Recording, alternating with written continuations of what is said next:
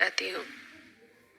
ब्राह्मी लिपि से विकसित प्राचीन नागरी लिपि से ही देवनागरी लिपि का जन्म हुआ है।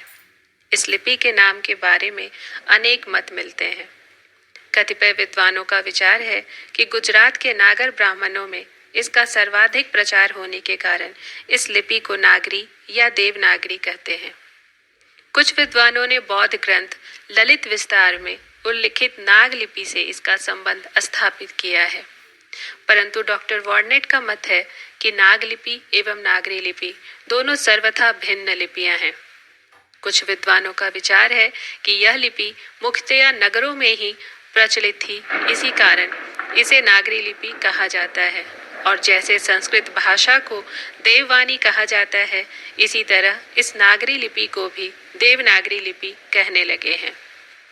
आर श्याम शास्त्री का मत है कि देवताओं की प्रतिमा के निर्माण से पूर्व यहाँ पर उनकी उपासना सांकेतिक चिन्हों के द्वारा होती थी, जो कई प्रकार के त्रिकोणादि यंत्रों के बीच में अंकित किए जाते थे। इन यंत्रों को देवनागर और उन चिन्हों को देवनागर कहा जाता था। उन देवनागर चिन्हों से ही इसका विकास होने के कारण इसे देवनागरी लिपि कहा गया है। एक मत यह भी प्रचलित है कि पाटलिपुत्र को पहले नागर और चंद्रगुप्त द्वितीय को देव कहा जाता था। उन्हीं के मत पर इस लिपि को देवनागरी नाम दिया गया।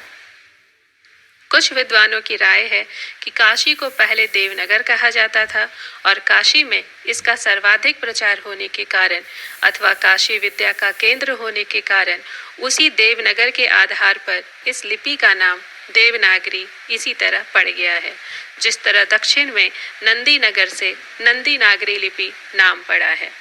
डॉक्टर धीरेन्द्र वर्मा का मत है कि मध्य युग के स्थापत्य की एक शैली का नाम नागर था, जिसमें चौकोर आकृतियां होती थी। इधर नागरी लिपि के अधिकांश अक्षर भी चौकोर होते हैं। इसी आधार पर इसे नागरी या सम्मान देने के कारण देवनागरी लिपि कहा गया है। उक्त सभी मतों में से कौन सा मत सर्वाधिक ठीक है, यह तो निश्चय पूर्वक नहीं कहा जा सकता, परंतु यह निर्विवाद सत्य है कि जिस तरह श्रेष्ठ वांग्मय वाली भाषा संस्कृत को परिनिष्ठित एवं परिमार्जित होने के कारण देववाणी कहा जाता है, उसी तरह संस्कृत वांग्मय को लिपिबद्ध करने के कारण इस परिष्कृत एवं परिमार्जित नागरी लिपि को देवनागरी नाम दिया गया। देवनागरी लिपि का सर्वप्रथम प्रयोग गुजरात के नरेश जयभट्ट के एक शिलालेख में मिलता है। 8वीं शताब्दी के राष्ट्रकूट नरेशों में यही लिपि प्रचलित थी और 9वीं शताब्दी में बड़ौदा के ध्रुवराज ने भी अपने राज्य देशों में इसी लिपि का प्रयोग किया था। विजयनगर राज्य और कोंकण में भी इसी देवनागरी लिपि का प्रचार था। इसी आधार पर कुछ विद्वान यह स्वीकार करते हैं कि देवनागरी का विकास सर्वप्रथम दक्षिण में ही हुआ था और वहीं से बाद में यह लिपि उत्तर भारत में प्रचलित हुई। वैसे यह लिपि भारत के सर्वाधिक क्षेत्र में प्रचलित रही है। उत्तर प्रदेश, बिहार, मध्य प्रदेश, महाराष्ट्र, राजस्थान, गुजरात आदि प्रांतों से उपलब्ध शिलालेख, ताम्रपत्र, हस्तलेख, प्राचीन ग्रंथ आदि में देवनागरी लिपि ही अधिक मिली है। आज भी यह लिपि संपूर्ण हिंदी प्रदेश के अतिरिक्त भारत के अधिकांश प्रांतों में प्रयुक्त होती है और हिंदी, संस्कृत, मराठी, नेपाली और हिंदी की सभी बोलियों में इसी लिपि का प्रयोग होता है। महाराष्ट्र प्रदेश में इस लिपि को बालबोध की संज्ञा दी जाती है। बालबोध के कतिपय वर्ण अ, छ, झ, ल अब व्यापक रूप से देवनागरी लिपि में अपनाए जा चुके हैं। ईसा की 8वीं शताब्दी से 18वीं शताब्दी तक देवनागरी लिपि मेवाड़ के गोहिल वंशी राजा, मारवाड़ के परिहार राजा, मध्य प्रदेश के है वंशी राजा, राठौर और कलचुरी नरेश, कन्नौज के गढ़वाल और गुजरात के सोलंकी राजाओं में पर्याप्त मात्रा में प्रचलित रही। आरंभ में इस लिपि के वर्णों पर शिरोरेखा नहीं थी और अ, घ, म, य, श और स के सिर पर 2 भागों में विभक्त थे। इतना ही नहीं, 10वीं शताब्दी की देवनागरी लिपि के अनेक वर्ण आधुनिक वर्णों से बहुत पृथक थे। धीरे धीरे उन्हें सुंदर बनाने का प्रयास होता रहा और 14वीं शताब्दी में आकर इस लिपि के वर्णों का यह रूप स्थिर हो गया जो आजकल मिलता है।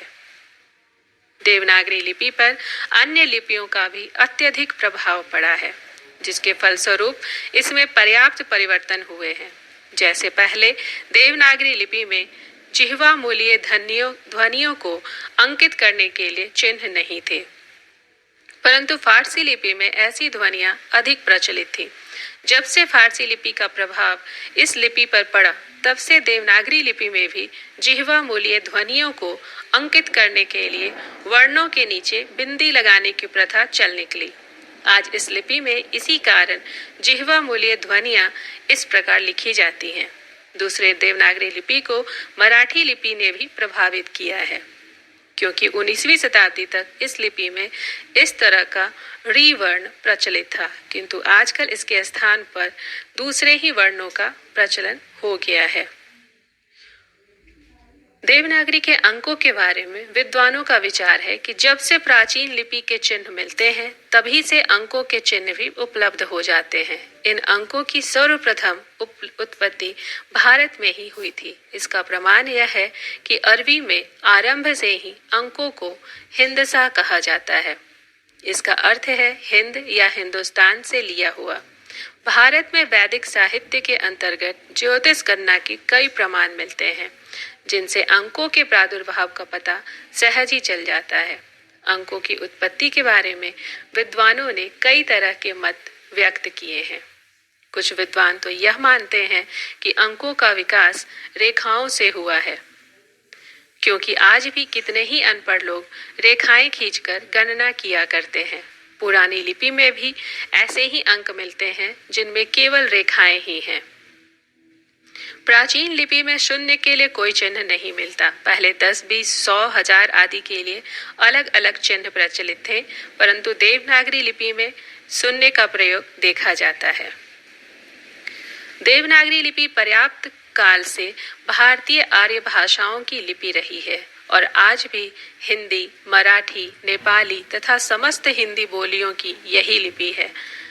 भारत के संविधान ने जब से हिंदी को राष्ट्रभाषा घोषित किया है, तभी से देवनागरी को राष्ट्रीय लिपि का महत्वपूर्ण पद प्रदान किया है। यह लिपि संस्कृत भाषा को भी लिपिबद्ध करती है। संपूर्ण संस्कृत वाङ्मय इसी लिपि में लिखित मिलता है। इस लिपि में निम्नलिखित विशेषताएं दृष्टिगोचर होती हैं। देवनागरी लिपि में स्वर और व्यंजन को अत्यंत वैज्ञानिक ढंग से क्रमबद्ध किया गया है। इसमें 14 स्वर और 35 मूल व्यंजन हैं। साथ ही 3 संयुक्त व्यंजन हैं, छ, त्र और ज्ञ। इसके कुछ और आवश्यक व्यंजनों का समावेश इस लिपि में कर दिया गया है, जैसे ड, ढ आदि।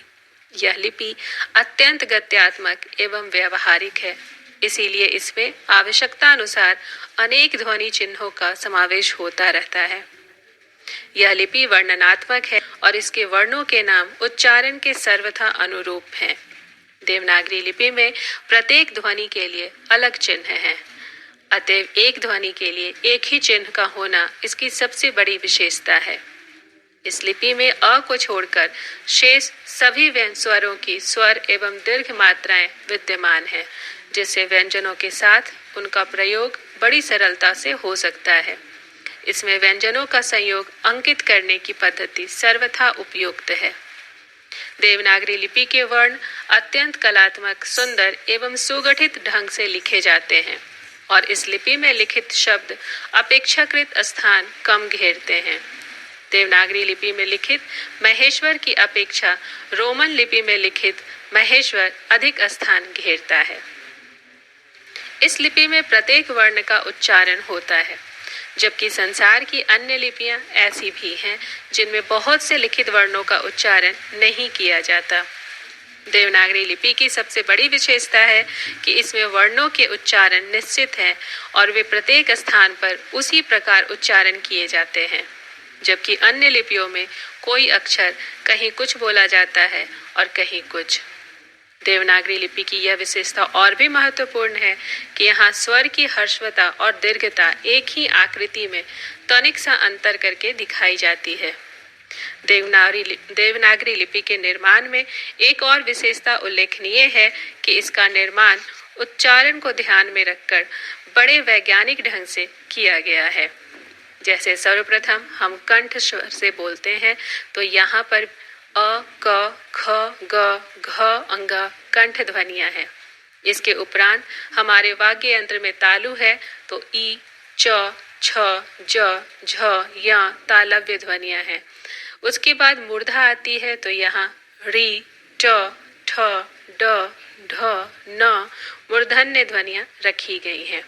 इसके उपरांत दंत्य आते हैं तो यहाँ पर भी लड़ी, त, थ, द, ध, न ध्वनियां दंत हैं।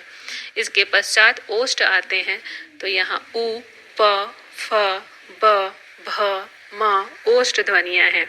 इस प्रकार क्रम से वाग्य यंत्र के अनुसार ध्वनि चिन्हों का निर्माण वैज्ञानिक पद्धति पर किया गया है।